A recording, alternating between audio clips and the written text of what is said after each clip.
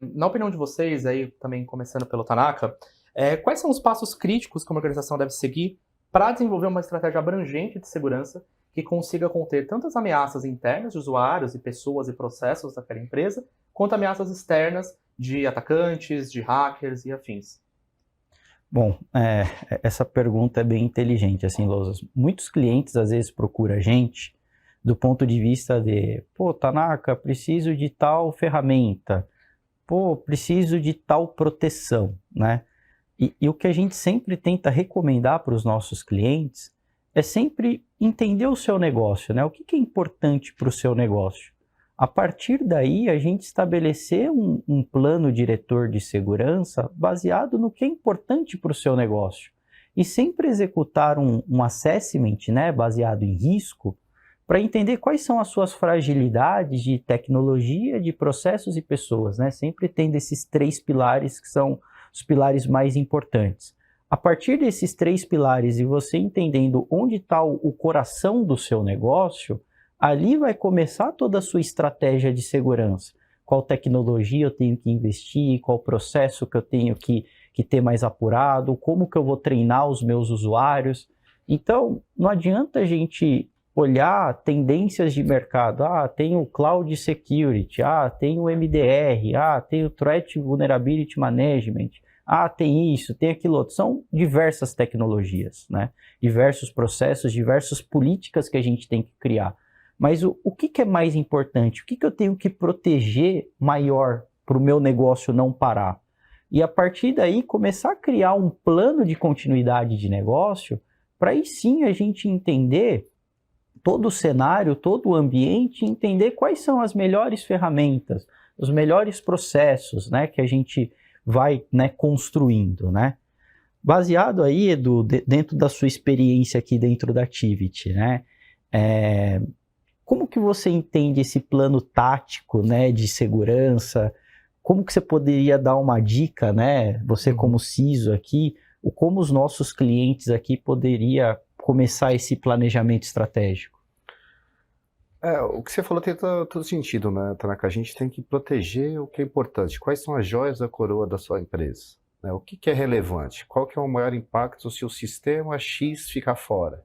Quanto tempo eu posso ficar com esse sistema fora? Né? Assim, o que a gente sempre recomenda é fazer o básico bem feito. Para você evitar um incidente de segurança, hoje em dia você tem que ter algumas camadas de proteções que você não pode falhar com elas. Então você precisa ter um MFA, você precisa ter uma proteção de um MDM para garantir a postura de quem está acessando a sua rede. Você precisa ter uma proteção, né, de um antivírus, de um controle básico de segmentação de rede, seguir as melhores práticas de segurança. E quando você consegue ter esses passos críticos, né, você acaba se protegendo no conceito geral para evitar um vazamento de informações, para você ter um menor risco.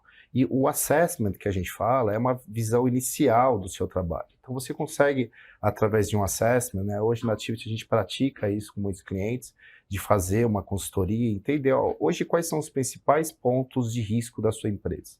O que você precisa melhorar em relação a cada um dos segmentos, né? Processos, tecnologias, o que você está exposto. Então, assim, você hoje tem uma ideia de como está a sua segurança? Qual que é o seu score de segurança? Como que você está a nível de maturidade?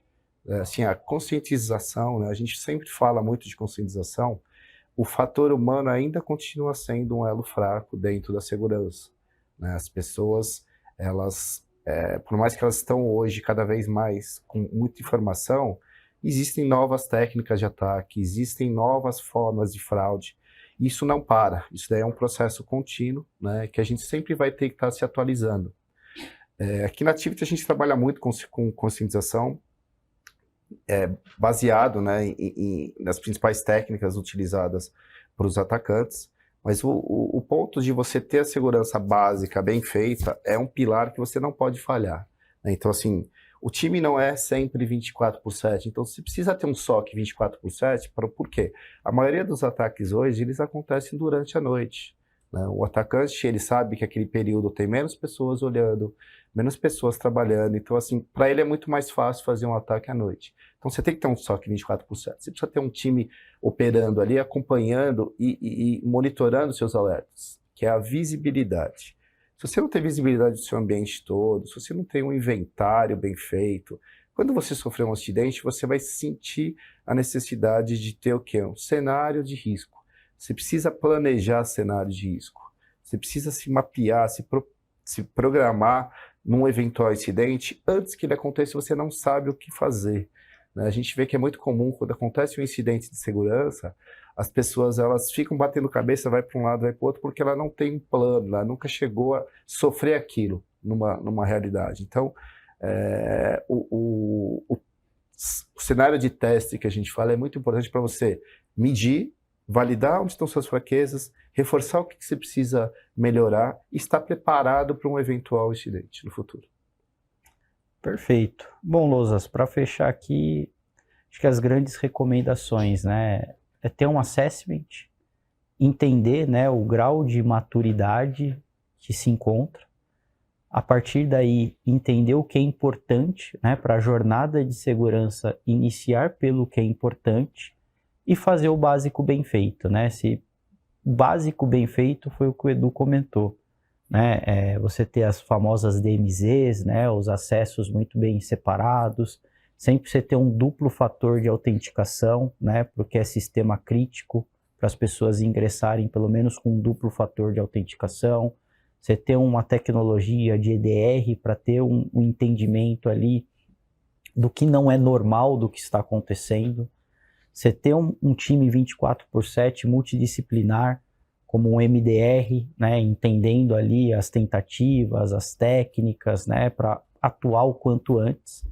e a prevenção, né, tudo que a gente sabe que tem um risco, como que eu crio uma ação mitigatória para esse risco, né, ou se eu tiro do ar o sistema, ou como que eu isolo ele para, se algo acontecer só naquele sistema, que ali eu entendo que já existe um risco mapeado, né? Então, basicamente, acho que essas são as principais ações, tá, Lousas?